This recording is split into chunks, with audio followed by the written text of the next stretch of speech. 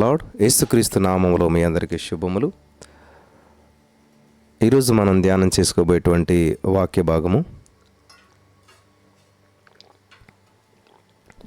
మానసిక ఒత్తిడిని జయించడానికి ఏం చేయాలి, నిజమైనటువంటి సంఘటనలు, కొన్ని దృష్టాంతాలు మనం ఈరోజు ధ్యానం చేసుకుంటూ ముందుకు వెళ్ళిపోదాం. స్తోత్రం దేవా, ఈరోజు ఈ యొక్క వాక్య వెలుగులో మమ్మల్ని నడిపించి బలపరిచి కృప చూపించమని, విత్తబడిచిన వాక్యం వ్యర్థం కాకుండా ప్రతి హృదయంలో నాటబడి నూరంతల పంట అనిపించడానికి సహాయం చేయమని యేసు నామములో ప్రార్థించి నమ్మి పొందుకొని ఉన్నాం తండ్రి, ఆమేన్. జాగ్రత్తగా గమనించాలి ప్రియులరా.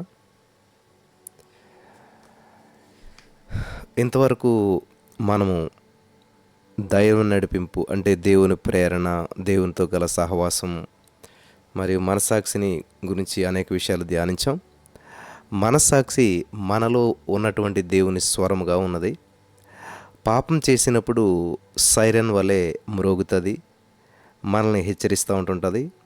అటువంటి సమయాల యందు మీరు చక్కబెట్టవలసినటువంటి వాటిని చక్కబెట్టుకొని ప్రభు మార్గంలోనికి రావాలి. రెండు రకాల మనసులు కలవు. మొదటిది మంచి మనస్సాక్షి, రెండవది దోషారోపణ చేసేటువంటి మనస్సాక్షి. భూమి మీద పుట్టిన వారందరిలో కూడా ప్రభువు ఉత్తమమును న్యాయపరమైనటువంటి నియమాన్ని ఉంచి ఉన్నాడు. దాని పేరు మనస్సాక్షి. భూనివాసులు ఏ మతస్థులైనా సరే, నాస్తికులైనా సరే, వారు తప్పు చేసినప్పుడు దానిని మనస్సాక్షి ఎత్తి చూపును. సరైన రీతిలో స్పందించినటువంటి పక్షంలో దోషారోపణ ద్వారా భయాన్ని, కలవరాన్ని పుట్టిస్తూ ఉంటుంటుంది. మనసును పాడు చేయుచున్నారు. ఇక నీకు క్షమాపణ లేదు, ప్రభు నీ ప్రార్థన ఆలకించడు, ఆయన ఉగ్రత, శాపము నీ మీదకు వస్తుంది అని మాట్లాడి ఆవేదన, ఆధైర్యము అధికం చేస్తూ ఉంటుంటుంది. మానవ జీవితంలో పాపదోషాలు, అతిక్రమాలు కనబడతాయి. చేయవలసిన వాటిని చేయక, చేయరాని వాటిని చేయటం వలన క్రమక్రమంగా దేవునికి దూరం అవుతున్నారు. యేసుక్రీస్తు ప్రభువారు ప్రేమ, కనికరాన్ని గ్రహించినటువంటి కొంతమంది మరి తప్పుడు తీర్మానం చేసుకుని మరణాన్ని ఎన్నుకుంటూ ఉన్నారు. అసలు వారి పట్ల మరి కలిగినటువంటి దేవుని చిత్తాన్ని నెరవేర్చట్లేదు. దేవుడు వాళ్ళ పట్ల ఏం ఉద్దేశం కలిగి ఉన్నాడు అనేటువంటి దాన్ని. భార్యాభర్తలు ఒకరు విరోధంగా, మరి ఒకరు ద్రోహం చేయటం వలన తమ జీవితంలో మూడో వ్యక్తికి చోటిస్తూ ఉన్నారు. వారి వివాహ జీవితం దెబ్బతింటూ ఉంది. శాంతి, సమాధానం, సంతోషం ఇవన్నీ కూడా కరువైపోతూ ఉన్నాయి అన్నమాట. ఇక్కడ సమయాన్ని మనం సద్వినియోగం చేయనటువంటి కుమార్తె వలె, సమయాన్ని సద్వినియోగం చేయని కుమార్తె గురించి మనం చూసినట్లయితే, తల్లిదండ్రులకు ఒకతే కుమార్తె కాబట్టి వారు ఆ కుమార్తెను చాలా గారాబంగా పెంచారు. దురదృష్టవశాత్తు ఆ కుమార్తె యొక్క తల్లి మరణించింది. తన యవ్వన కుమార్తె భవిష్యత్తు దృష్ట్యా అతడు మరలా వివాహం చేసుకోకుండా అధికంగా కుమార్తెను ప్రేమిస్తూ వచ్చాడు. కానీ ఆ కుమార్తె తండ్రిని పట్టించుకోలేదు. కుమార్తెని తండ్రి అయితే కుమార్తెని ఎంతగానో ప్రేమించాడు, కానీ కుమార్తె మాత్రం తండ్రిని పట్టించుకోలేదు, తండ్రి గురించి ఆలోచించలేదు. అధికంగా కుమార్తెను ప్రేమించిన తండ్రిని కుమార్తె పట్టించుకోలేదు. ఒక దినం తండ్రి కూడా హఠాత్తుగా గుండెపోటుతో మరణించాడు. ఒకరోజు తండ్రి కూడా మరణించాడు. ఇప్పుడు తల్లి, తండ్రి ఇద్దరు మరణించారు. ఇప్పుడు ఆ కుమార్తె అనాథ. దోషారోపణ చేసేటువంటి మనస్సాక్షిని బట్టి తండ్రి యొక్క మృతదేహం మీద పడి, నాన్న నన్ను క్షమించండి, నన్ను క్షమించండి అని బిగ్గరగా ఏడుస్తూ ఉన్నది. మృతి చెందిన తండ్రి ఆమె మొర విని, నిన్ను క్షమించుతునని చెప్పుడు సాధ్యం కాదు కదా. అందువల్ల ఆమె బ్రతికి ఉన్నంతకాలం జీవోత్సవంగా ఉన్నది. వింటున్నారా? విత్తు వాటిని కోస్తూ ఉంటుంటారు. ఇంకొక అద్భుతమైన ఎగ్జాంపుల్ ఏంటంటే, ఆమె ఒక అందమైనటువంటి యువతి అయినా కానీ ఆమె అందమలేని ఒక యువకునితో స్నేహంగా ఉన్నది. ఇద్దరు వివాహానికి తల్లిదండ్రులు అంగీకరించలేదు కాబట్టి మరో అందమైన యువకునితో వివాహం జరిగింది. ఒకవైపు భర్తతోనూ, మరోవైపు ప్రేమికునితోనూ ఉల్లాసంగా జీవిస్తూ ఉన్నది. ఒకరోజు ఆమె భర్త వ్యాపార నిమిత్తం వెళ్తున్నట్లుగా వెళ్ళాడు. కానీ సడన్గా మళ్ళా తిరిగి వచ్చడానికి కొన్ని దినాలు పడుతుందని చెప్పాడు. ఆమె సంతోషానికి అవధులు లేవు. ఇంకా చాలా రోజులు పడుతుందని చెప్పి తెగించి తన ప్రియునితో కాపురం మొదలుపెట్టింది. గర్భం ధరించింది. కానీ అది భర్త వల్లనే నాకు గర్భం వచ్చిందని చెప్పి చెప్పుకుంటూ ఉన్నది. ఆమె ప్రసవించినప్పుడు శిశువును చూసినటువంటి భర్త, బంధువులు శిశువు పోలికలు, ముఖ్యంగా రంగు పరిశీలించి చూస్తే నిజం తెలుసుకున్నారు. పుట్టిన శిశువు భర్త పోలికలు కాదు, ప్రేమికుని పోలికను కలిగి ఉన్నాయి. కన్న తల్లి దిగ్భ్రాంతి చెందింది. దోషారోపణ ప్రభావాన్ని బట్టి ప్రతి క్షణము కృంగిపోయింది. తుదకు మరణించింది. గమనించాలి ప్రియులారా, జీవితంలో ఇటువంటి పరిస్థితులు చాలా చూస్తూ ఉంటుంటాం. జయించటానికి దేవుని సహాయాన్ని మనం తీసుకోవాలి. తెగించి పాపం చేసేటువంటి అవిశ్వాసులకు విశ్వాసులకు మధ్య గొప్ప వ్యత్యాసం ఉంది. అవిశ్వాసులు అంతగా పట్టించుకొనకపోయినా కానీ విశ్వాసులైన వారు రక్షణానందాన్ని తిరిగి పొందుకునే నిమిత్తం సాయశక్తి కొలది కృషి చేస్తూ ఉంటుంటారు.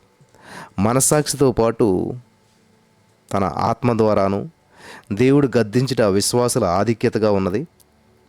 దిగజారినటువంటి స్థితిని బట్టి కన్నీటితో పాపాన్ని ఒప్పుకునేటువంటి తన బిడ్డలను ప్రభు మొదటి స్థితిలోనికి తెస్తూ ఉన్నాడు. తన సేవకుల ద్వారా, కలలో దర్శనాల ద్వారా మరి హెచ్చరిస్తూ ఉన్నాడు. తగని స్నేహము, సహవాసం మరియు శరీరేచ్ఛల నుంచి విడిపించబడి మరి సంరక్షిస్తూ ఉన్నాడు. మీ పాపదోషాల కన్నా ప్రభు కనికరం ఎంతో గొప్పది. మీ పాప బంధకాల నుంచి విడిపించడంలో ప్రభు కనికరము, అపరిమితమైనటువంటి కృప మీకు తోడ్పడుతూ ఉన్నాయి. కాబట్టి పడిపోని చోటనే అక్కడే పాతికిపోకుండా కృపను పట్టుకుని లేచి రండి. అక్కడే ఆగిపోద్దు దోషారోపంతో. ప్రభు మీకు తన కరుణా కటాక్షాలను కిరీటంగా ఉంచుచున్నాడు. ఆయన ప్రేమ రెక్కలు మిమ్మల్ని కప్పుచున్నాయి. కీర్తన 103:4.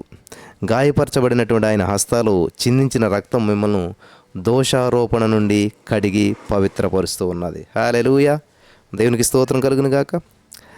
మనస్సాక్షి ఇచ్చేటువంటి మంచి సాక్ష్యం గమనించాలి.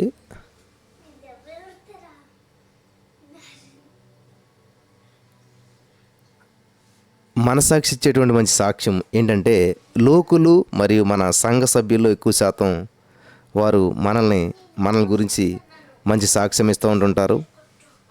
అయినా కానీ మన మనసులో నుండి బయలుదేరుతున్నటువంటి సాక్ష్యమే మంచి సాక్ష్యం.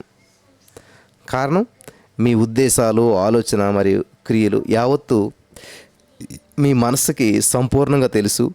మీ మనసు 24 గంటలు మీనులో ఉండి మిమ్మల్ని కనిపెడుతుంది. కాబట్టి ఇటువంటి మంచి మనస్సాక్షి అపోస్తలుడైన పౌలు గారు కలిగి ఉన్నాడు. కాబట్టి జనుల ఎదుటను, మహాసభవారి ఎదుటను నిలబడి, సహోదరులారా, నేను నేటి వరకు కేవలం మంచి మనస్సాక్షి గలవాడనై దేవుని ఎదుట నడుచుకొని చుంటున్నానని చెప్పాను. అపోస్తల కార్యములు 23:1 అంతేకాదు, నా మనస్సాక్షి నిర్దోషమైనదిగా ఉండినట్లు అభ్యాసం చేసుకొనిచున్నాను అని తన అనుభవాన్ని పేర్కొన్నాడు అపోస్తలుడైన పౌలు గారు. గమనించాలి, ఏం చేయాలంటే మన మనస్సాక్షి నిర్దోషమైనదిగా ఉండినట్లు అభ్యాసం చేసుకోవాలి. మనస్సాక్షి నిర్దోషంగా ఉండాలంటే ఈజీగా ఉండదు, అభ్యాసం చేసుకోవాలి. అభ్యాసం చేయాలి అంటే ఏమంటారు? అభ్యాసం అంటే ఏంటి? ప్రాక్టీస్ చేయాలన్నమాట. చూడండి, మనకు ఒక కారు నడపాలంటే ఏం చేయాలి? నేర్చుకోవాలి, అభ్యాసం చేయాలి. అప్పుడే దాన్ని పర్ఫెక్ట్గా నడపగలుగుతాం. అలాగే ఒక లాంగ్వేజ్ మాట్లాడాలన్నా, ఏదైనా సరే ఒక పాట పాడాలన్నా అభ్యాసం చేయాలి. ఆ విధంగా మరి అపోస్తలుడైన పౌలు గారు ఇచ్చిన సాక్ష్యం మనం కూడా, నా మనస్సాక్షి నిర్దోషమైనదిగా ఉండినట్లు అభ్యాసం చేసుకొనిచున్నాను. కాబట్టి మనస్సాక్షి ఇచ్చే సాక్ష్యమే మంచి సాక్ష్యం అందరికంటే. నెక్స్ట్, నరహంతకుని మనస్సాక్షి ఎలా ఉంటుందంటే, మధ్యతరగతికి కుటుంబానికి చెందినటువంటి ఒక వ్యక్తి బహు ప్రయాసపడి తన కుమార్తె వివాహం కొరకు ధనం సంపాదించి పెట్టాడు, పొదుపు చేస్తూ ఉన్నాడు. కానీ చాలినంత ధనం సమకూడలేదు. అందువలన ఒక చిన్న బంగారపు కొట్టును మరి చూశాడు. దాంట్లో దొంగతనం చేయాలి, దాన్ని దోసుకోవాలని తీర్మానించాడు. తన సంరక్షణ మరియు ఎదుటివారిని బెదిరించి నిమిత్తం ఒక నాటు తుపాకీని కూడా సిద్ధం చేసుకున్నాడు. తన ప్రణాళిక చెప్పిన బంగారపు కొట్టుకు చేరుకున్నాడు. సహాయకులను పంపివేసినటువంటి యజమానులు ఆ బంగారపు కొట్టు యజమాని మాత్రం అక్కడ ఉన్నాడు. తక్షణం అతని మీద కాల్పులు జరపగా అతడు నేల మీద కూలిపోయాడు. రక్తపు మడుగులో తేల్చున్నటువంటి ఆ యొక్క యజమాని ప్రాణంతో ఉన్నాడు, కానీ చనిపోలేదు.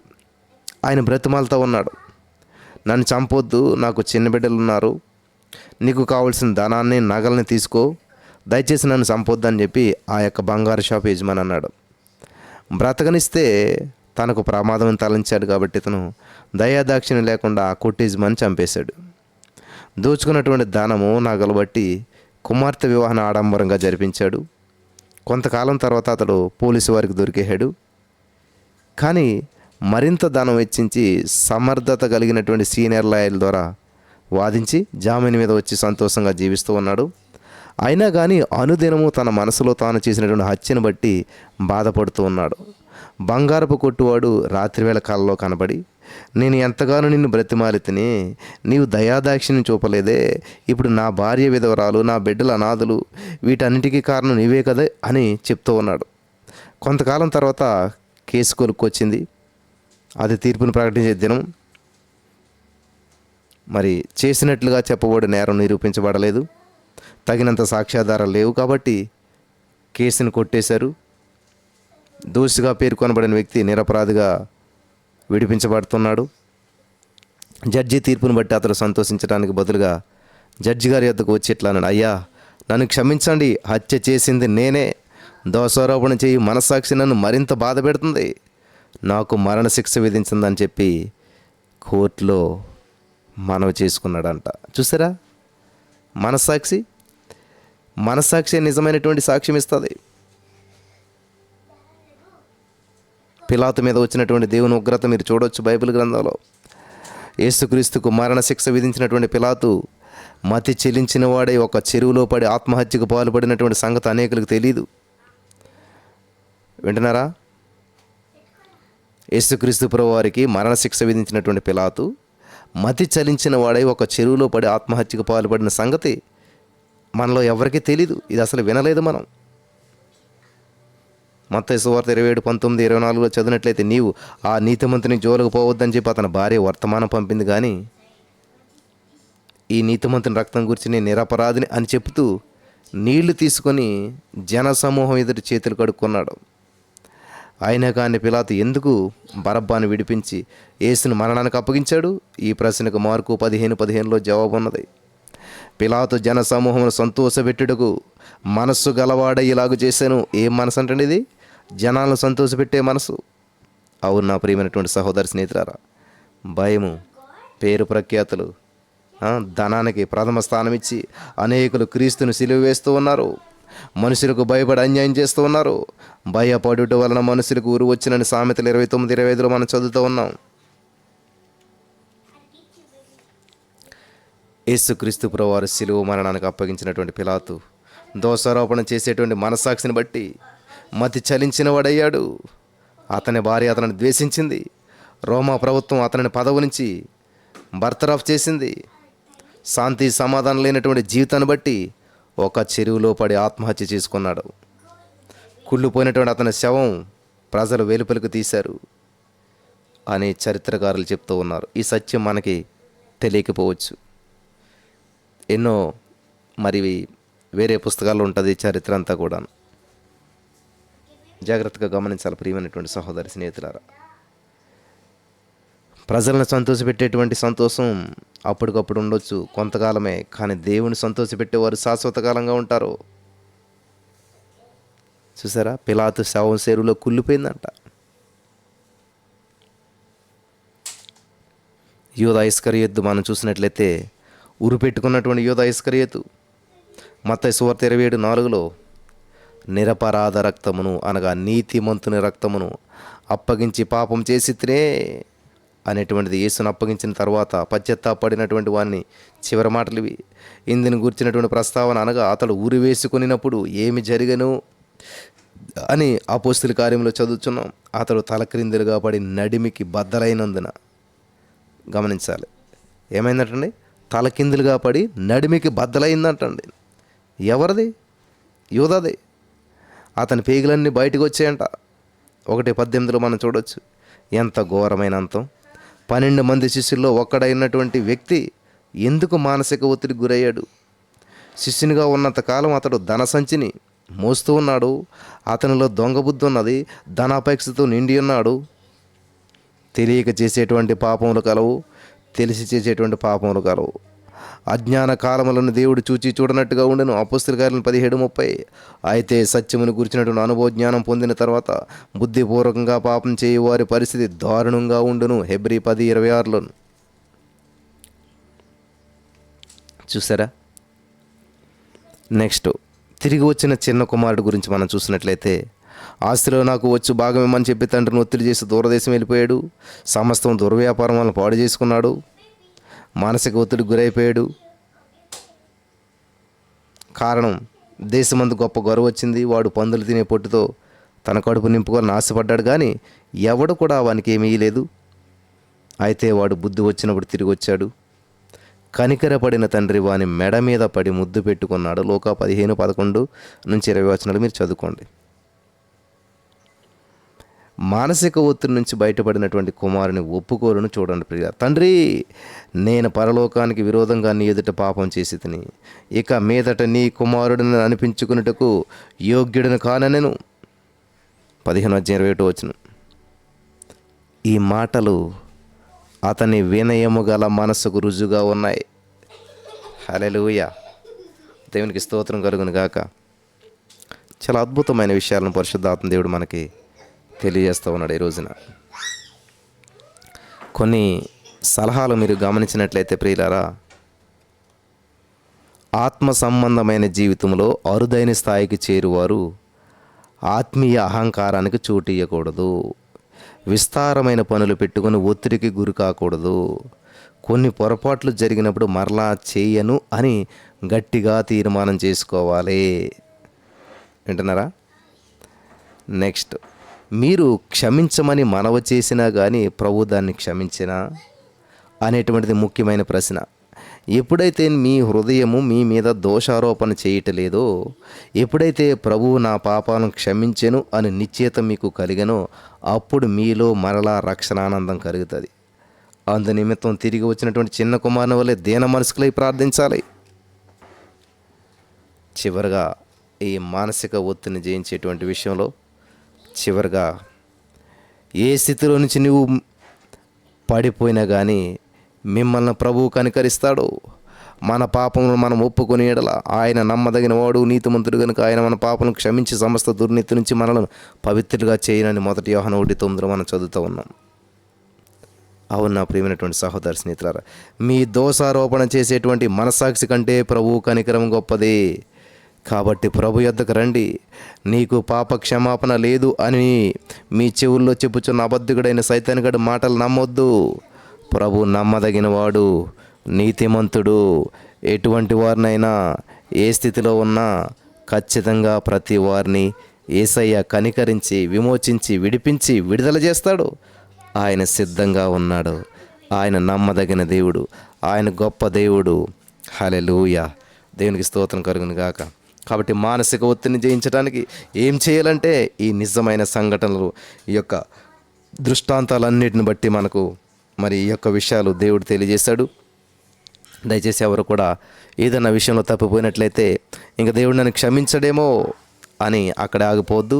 అలాగని చెప్పి మరి మరలా పాపం చేసుకుంటూ దేవుడు క్షమించాడులే అని చెప్పి ప్రతిసారి పాపం చేయటం, ఓ దేవా నన్ను క్షమించని చెప్పి మరలా అందులో కొనసాగటం, అలా కాకుండా దేవుడు ఖచ్చితంగా మనల్ని క్షమించాడు. తప్పిపోయిన కుమారుడు తండ్రి దగ్గరికి వచ్చాడు, మరలా తప్పిపోలేదు. హల్లెలూయా! వ్యభిచారమందు పట్టబడిన స్త్రీ యేసయ్య దగ్గరకు వచ్చింది, క్షమించబడింది, మరలా వ్యభిచారం చేయలేదు. సమరయ స్త్రీ 5 భర్తలతో యేసయ్య దగ్గరకు వచ్చింది, మరి మారు మనసు పొందింది, మరలా ఎప్పుడు కూడా ఆమె వ్యభిచారం వైపు, భర్తల వైపు వెళ్ళలేదు. ఈ విధంగా దేవుని దగ్గరకు వచ్చినటువంటి మనము మారు మనసు పొంది, బాప్తిస్మం పొంది, రక్షణ పొంది, యేసయ్యను స్వీకరించి యేసయ్య కొరకు జీవించేటువంటి జీవితాలను దేవునికి సమర్పించుకోవాలి. మరలా లోకం వైపు, పాత పద్ధతుల వైపు, పాత ఆలోచనల వైపు మనం తిరగపోకూడదన్నమాట. ఎప్పుడు కూడా యేసయ్యనే గట్టిగా పట్టుకుని యేసయ్య కొరకే జీవించి గొప్ప సాక్ష్యం కలిగి దేవుని మహింపరిచేటువంటి వారిగా ఉండాలి. అప్పుడు దేవుని నామానికి మరింత మహిమ వస్తుంది. మన జీవితంలో గొప్ప గొప్ప అద్భుతమైన కార్యాలు మనం చూడగలుగుతాం. హల్లెలూయా, హల్లెలూయా. కాబట్టి ఈ రోజున ఈ మాటలు వింటున్న ప్రియమైనటువంటి సహోదరి, స్నేహితులారా, యేసయ్య నిన్ను ఎంతగానో ప్రేమిస్తున్నాడు. యేసయ్య నీ పట్ల గొప్ప గొప్ప ప్రణాళికలను కలిగి ఉన్నాడు. యేసయ్య నీ పట్ల గొప్ప గొప్ప ఉద్దేశాలను కలిగి ఉన్నాడు. కాబట్టి యేసయ్య నన్ను మర్చిపోయాడు, నన్ను విడిచిపెట్టాడు అని అనుకోవద్దు. నీకు శ్రమలు వచ్చినప్పుడు తప్పుపోయిన కుమారుడు తండ్రికి దూరంగా వెళ్ళాడు కానీ అనిపిస్తూ ఉండొచ్చు, అయ్యో నా నాన్న నన్ను మర్చిపోయాడే, నన్ను పట్టించుకోవట్లేదని. తండ్రి ఎప్పుడు నీ గురించి ఆలోచన చేస్తాడు. తండ్రి ఎప్పుడు నీ కొరకు ఎదురు చూస్తూ ఉంటుంటాడు. తండ్రి హృదయం ఎప్పుడు నీ కొరకు ఆలోచన చేస్తూ ఉంటుంటుంది. నీవు తండ్రికి దూరం అవ్వచ్చు కానీ తండ్రి నీకెన్నడూ దూరం అవడు. నీవు తండ్రి యొక్క మనసు అర్థం చేసుకోకపోవచ్చు కానీ తండ్రి నీ మనసు ఎప్పుడు అర్థం చేసుకుంటూనే ఉంటుంటాడు. తండ్రి ఎప్పుడు కూడా నీ కొరకు ఎదురు చూస్తూ ఉంటుంటాడు. మన తండ్రి అయిన యేసయ్య దినమెల్లా ఆయన చేతులు మన వైపు చాపుతూ ఉన్నాడు. హల్లెలూయా, దేవునికి స్తోత్రం కలుగును గాక. దినమెల్లా ఆయన చేతులు మన వైపు చాపుతూ ఉన్నాడు. ఆమేన్, ఆమేన్. కాబట్టి ఏ పరిస్థితిలో ఉన్నా, ఏ స్థితిలో ఉన్నా నువ్వు ఆయన వైపు చూచి ఆయన దగ్గరికి వచ్చినట్లయితే ఆయన నిన్ను హత్తుకుంటాడు, ఎత్తుకుంటాడు, ముద్దు పెట్టుకుంటాడు. మరలా కోల్పోయిందంతా నీకు సమస్తం ఇచ్చి నిన్ను మరలా అదే స్థితిలోనికి తీసుకుని వస్తూ ఉన్నాడు. హల్లెలూయా. తప్పుపోయిన కుమారుని తండ్రి స్వీకరించి మరలా తండ్రి కుమారుడిగానే జీవించడానికి అవకాశం ఇచ్చాడు. హల్లెలూయా. మరలా అదే స్థితిలో ఉండటానికి అవకాశం ఇచ్చాడు. కాబట్టి ఈ రోజున అయ్యో నేను ఆత్మీయంగా ఎంతో దిగజారిపోయానే, నేను దేవునికి ఎంతో దూరం అయిపోయానే, నేను గతంలో ఎంతగానో మంచిగా ఉండేటువంటి జీవితమే ఇప్పుడు నేను కోల్పోయిన అనేటువంటి నేరారోపణ నీ మనస్సాక్షి నీ మీద మోపుతున్నట్లయితే దయచేసి దాన్ని పక్కన పెట్టి ఇప్పుడే నువ్వు మోకరించి యేసయ్య దగ్గరికి వచ్చినట్లయితే యేసయ్య నిన్ను ఇష్టపడుతున్నాడు. యేసయ్య నిన్ను స్వీకరిస్తూ ఉన్నాడు. కోల్పోయిన దాన్ని రక్షణానందాన్ని మరలా తిరిగి నీకు ఇవ్వడానికి ఆయన సిద్ధంగా ఉన్నాడు. ఇప్పుడే ఇదే అవకాశం. మోకరించినట్లయితే ప్రార్థనలో ఏకీభవించండి. యేసయ్య ఇదిగో నిజమే, నేను ఎంతో దూరం అయిపోయాను, నా జీవితం ఎంతో గందరగోళంలోకి వెళ్ళిపోయింది, నిన్ను నేను నమ్మలేకపోయిన యేసయ్య, నిన్ను నేను దూరం అయిపోయిన యేసయ్య, నా లోకాశల్లో నేను పడిపోయాను, లోక బంధకాల వైపు నేను వెళ్ళిపోయాను. నా ప్రభువా, నీ కొరకు నేను జీవించడం మానేసి నా కొరకు నేను జీవించడం ప్రారంభించాను. నన్ను క్షమించావు యేసయ్య, నీకు వందనాలు. ఈరోజు నన్ను ప్రత్యేకపరిచినటువంటి దేవానికి వందనాలు. ఈరోజు నన్ను నా జీవితంలో ప్రతికూల పరిస్థితులను అనుకూలంగా మార్చినటువంటి దేవానికి వందనాలు. ఈరోజు నా జీవితంలో మరి పెను మార్పును సంభవింపజేసినటువంటి దేవానికి వందనాలు అని చెప్పి మనం దేవుని స్తుతిందాం. Hallelujah, hallelujah, hallelujah, hallelujah. Holy Spirit of God, thank you, thank you Jesus, thank you Lord. దేవా, ఈరోజు నా జీవితంలో నువ్వు చేసిన గొప్ప కార్యాలు బట్టి నీకు వందనాలు. ఈరోజు నా జీవితంలో చేసిన గొప్ప అద్భుతాలు బట్టి నీకు వందనాలు. దేవా, నా జీవితంలో పేరు మార్పులు తీసుకుని వచ్చావు. నేను నీ కొరకు జీవించాలని తీర్మానం చేసుకుంటూ ఉన్నాను. దేవా, నా గత జీవితాన్ని, నా యొక్క తప్పిదాలన్నింటినీ క్షమించి తుడిచివేశావు. Thank you Jesus. నన్ను స్వీకరించినందుకు వందనాలు యేసయ్యా. ఆమేన్.